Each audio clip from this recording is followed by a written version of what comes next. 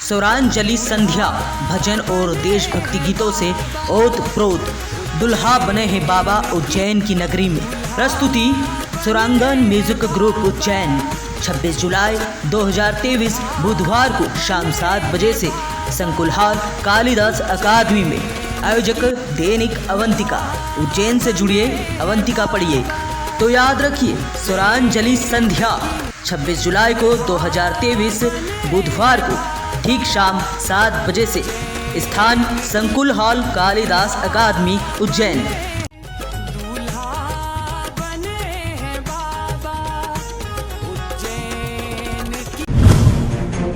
मध्य प्रदेश में बारिश को लेकर अलर्ट जारी किया है। जी हां, मध्य प्रदेश मौसम विभाग ने उज्जैन, इंदौर और भोपाल जिले में एक बार फिर भारी बारिश का अलर्ट जारी किया है। इसके अलावा हाथोद, सोनकच्छ, महू, सांवेर में भी बारिश के आसार बताए गए हैं, जबकि जबलपुर, ग्वालियर में हल्की बारिश होने की संभावना है। कुछ जगह पर तेज बारिश की संभावना है। उज्जैन में भी भारी बारिश का एक बार फिर से अलर्ट जारी है। इसके अलावा बैतूल, रतलाम, आगर, छिंदवाड़ा, सीहोर, हरदा, खंडवा, खरगोन, देवास जिले में ऑरेंज अलर्ट घोषित किया गया है। कांग्रेस महासचिव प्रियंका गांधी ग्वालियर में जन आक्रोश रैली को संबोधित कर रही थी। ग्वालियर पहुंचने के बाद वह रानी लक्ष्मीबाई की समाधि पर पहुंची और वहां श्रद्धांजलि अर्पित की। यहां मंच से प्रियंका गांधी ने संबोधित करते हुए पीएम नरेंद्र मोदी और शिवराज सिंह चौहान पर जमकर हमला किया। इस दौरान प्रियंका गांधी ने कहा कि कांग्रेस ने जितने भी वादे किए हैं वे सब पूरे किए हैं, उन्हें निभाया है, लेकिन भाजपा सरकार सिर्फ घोषणा और वादे करती है, उन्हें निभाती और पूरा कभी नहीं करती है। सरकार कहती है पैसे नहीं है इसके लिए। तमाम सरकारी कर्मचारी परेशान हैं। इनके पास बड़े बड़े उद्योगपतियों के लोन माफ करने के पैसे हैं, आपके पेंशन देने के पैसे नहीं हैं। इसीलिए जहां जहां कांग्रेस की सरकार है वहां वहां पुरानी पेंशन आज लागू है, क्योंकि हम आपका आदर करते हैं। हम समझते हैं कि जो सरकारी कर्मचारी है, जो दिन रात सालों के लिए सेवा करता है, उसके लिए बुढ़ापे में भी सहारा होना चाहिए। और यहाँ पे भी एक घोषणा ये है, गारंटी, कि पुरानी पेंशन यहाँ भी लागू होगी।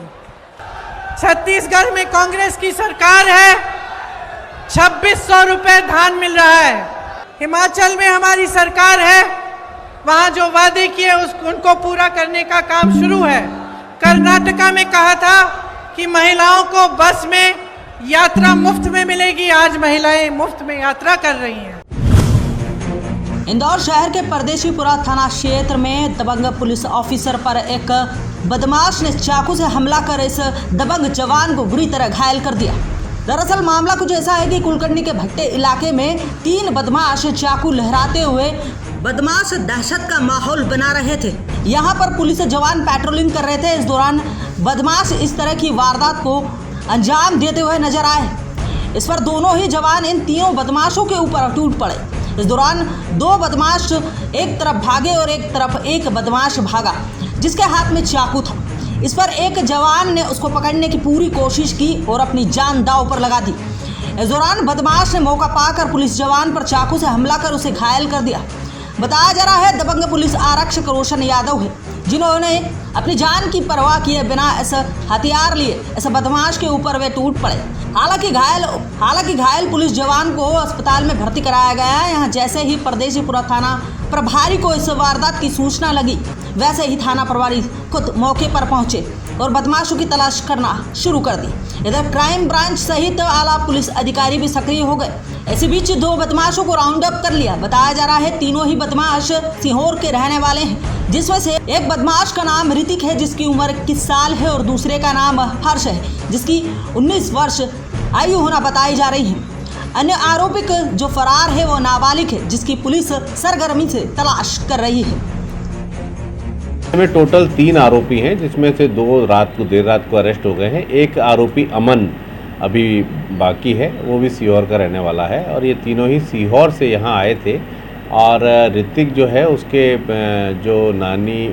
उसके मामा का जो बेटा है बबलू उर्फ नीरज, उसका कल जन्मदिन था, तो उसके जन्मदिन में शामिल होने के लिए ये लोग 4:30 बजे शाम को निकले थे सीहोर से। और सीहोर से आने के बाद में ये विजयनगर और अपना सफ़ेद मंदिर होते हुए परदेसीपुरा से निकल के कुशवाहा नगर में सुभाष कॉलोनी ही जा रहे थे। और चूँकि रास्ते भर इन्होंने नशे किए थे, इसलिए नशे की वजह से इनका जो है बॉडी लैंग्वेज और बुलिंग करते हुए रोड पे जा रहे थे, जब पुलिसकर्मियों ने इनको टोका रोका और ये वारदात हुई जो आपके सामने। हाँ, इनके पुराने आपराधिक रिकॉर्ड हैं। एक आरोपी के विरुद्ध पुराने 2 अपराध हैं, बाकी एक आरोपी के विरुद्ध 7 अपराध हैं और जो तीसरा आरोपी है उसके विरुद्ध 5 अपराध हैं। ये मामले बाणगंगा थाने के भी हैं और सीहोर कोतवाली के हैं और एक सीहोर अजाक का है। हाँ, ये जो आरोपी ऋतिक है ये पहले बाणगंगा सुभाष कॉलोनी में रहा करता था। अभी लगभग 1-1.5 साल से इसने यहाँ से शिफ्ट कर दिया है और अब ये सीहोर में अपनी मम्मी के साथ रहता है, मम्मी पापा रहते हैं। और बाकी के जो 2 आरोपी हैं अमन और हर्ष, वो मूलतः सीहोर के रहने वाले हैं। तो देखा जाए उज्जैन के टावर चौक पर उस वक्त हंगामा मच गया जब आंदोलन के दौरान एक युवक की जमकर पिटाई कर दी। दरअसल यहां पर डॉक्टर अंबेडकर के समर्थन में और संयुक्त संगठनों द्वारा मणिपुर हिंसा के खिलाफ डॉक्टर अंबेडकर प्रतिमा के समक्ष विरोध प्रदर्शन किया जा रहा था, जिसमें बड़ी संख्या में महिला और पुरुष शामिल थे। इस दौरान एक युवक वहां आया और नारेबाजी करते हुए महिलाओं पर अभद्र टिप्पणी करने लगा। बस फिर क्या था, गुस्साए भीड़ ने युवक की जमकर पिटाई करना शुरू कर दी। यहां आंदोलन के दौरान माधवनगर पुलिस मौके पर उस वक्त मौजूद थी। यहां पुलिस के 2 जवानों ने भीड़ में घुसकर जैसे तैसे युवक को बचाया और थाने लाया। यहां पुलिस ने युवक के खिलाफ FIR भी दर्ज की है।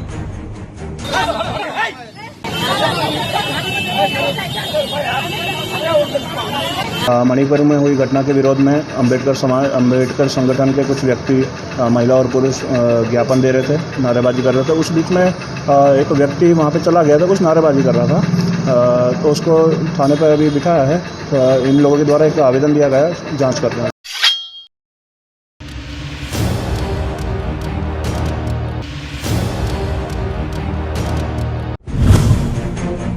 उज्जैन में देर रात से लगातार तेज बारिश से शहर के कई इलाकों में पानी भरा गया। वहीं शहर की सड़कें नहरों में तब्दील हो गई। तेज बारिश से कई घरों में भी पानी भराने की भी खबर सामने आई है।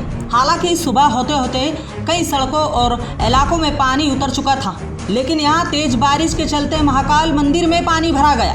जी हाँ, गणेश और नंदी मंडप तक बारिश का पानी पहुंच गया। हालात ऐसे बन गए कि शयन आरती के दौरान महाकाल मंदिर में पानी झरने की तरह बहने लगा।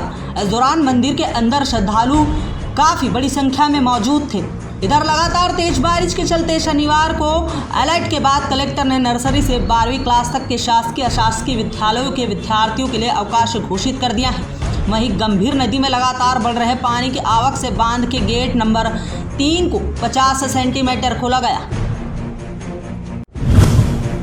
उज्जैन शहर में बीती रात तेज बारिश के चलते यहां बीती रात में ही शिप्रा नदी का जल स्तर बढ़ गया, तो वहीं सुबह होते होते शिप्रा नदी का जल स्तर घट गया।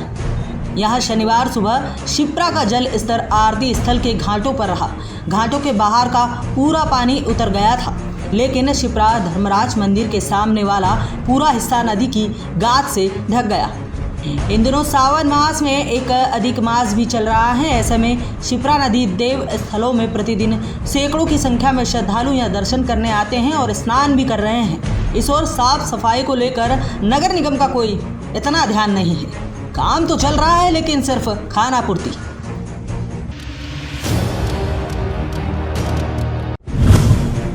उज्जैन शहर में अब ऐसा लगता है कि यातायात पुलिस कहीं गायब हो गई है। जी हाँ, यहाँ यातायात की बड़ी लापरवाही देखने को मिल रही है। दरअसल ऐसा ही एक मामला शनिवार सुबह को आगर रोड स्थित मोहन नगर माताजी चौराहे पर देखने को मिला, जब यहाँ एक ट्रक और अल्टो गाड़ी की जबरदस्त टक्कर हो गई, जिसको लेकर चौराहे पर काफी देर तक जाम सा लग गया। हालांकि इस घटना में किसी तरह की जनहानि तो नहीं हुई है। यहाँ बता दें कि आगर रोड अति व्यस्त मार्ग है। प्रतिदिन छोटी बड़ी सहित कई बड़े लोडिंग वाहन भी इसी मार्ग से होकर निकलते हैं, लेकिन इस मार्ग पर कहीं भी यातायात का स्टाफ नजर ही नहीं आता है। ऐसा चौराहे पर किस तरह की यातायात व्यवस्था बनी हुई है, इसका उदाहरण एक आज का ताजा ही मामला बयां कर रहा है। नगर निगम ने आज महाकाल मंदिर क्षेत्र के आसपास फुटकर व्यापारियों के अतिक्रमण को हटाते हुए यहां कार्रवाई की है। यहां बता दें, फुटकर व्यापारियों ने अपने व्यवसाय को काफी बड़ा रखा है। ठेले एवं स्थायी गुमटियां इस पूरे मार्ग में लगी हुई है। साथ ही व्यवसाय करने वाले व्यापारियों ने अपनी पूरी दुकान बांस की बल्लियों से स्थायी बना रखा है। वहीं दुकान को बारिश की प्लास्टिक पल्ली से ढक लिया है एवं पालिया रोड तक आ गई है, जिससे यहां से निकलने वाले दर्शनार्थियों के साथ साथ वाहनों को भी काफी दिक्कतों का सामना करना पड़ता है। अतिक्रमण के कारण यहां पर कई बार जाम की स्थिति भी बन जाती है। आवागमन में यहां पर काफी दिक्कतों का सामना करना पड़ता है। इसी के तहत आज नगर निगम ने कार्रवाई करते हुए यहां से अतिक्रमण हटाया।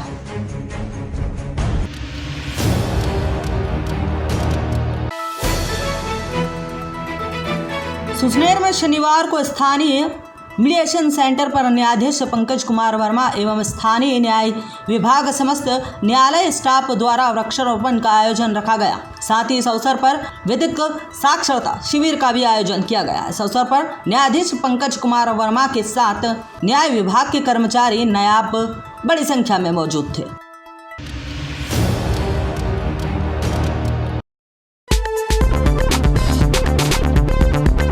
अरे सुबह सुबह कहाँ रख दिया मेरा दैनिक अवंतिका? अरे चाचू तो खाना अंकल लेके गए, अभी लेके आए। अंकल दैनिक अवंतिका? अरे वो तो अभी अभी जुनेजा साहब पढ़ने के लिए ले गए। वैसे हमारे घर में भी एक दूसरा अखबार आता है, लेकिन क्या करें भाई, जो बात दैनिक अवंतिका में है वो किसी और अखबार में कहाँ। अंकल दैनिक अवंतिका? अरे पुत्र डॉक्टर डिसूजा पढ़ने के लिए ले गए। बेटे अभी अभी चाय वाला लेके गया। भैया दैनिक अवंतिका? हाँ। अरे भैया दूसरे अखबार में गिफ्ट होवत है, स्कीम होवत है और उनसे रद्दी भी अच्छी मिल जावत है, लेकिन भैया दैनिक अवंतिका में ताजा खबर होवत है, ज्यादा खबर होवत है। ई लो तुम्हार दैनिक अवंतिका, बड़ा ही कमाल का अखबार है भाई। धन्यवाद धन्यवाद। स्वामी जी, चौहान अंकल। आइए आइए चौहान जी, आप और हम मिलकर पढ़ते हैं दैनिक अवंतिका। सब पे नजर, सबकी खबर, दैनिक अवंतिका।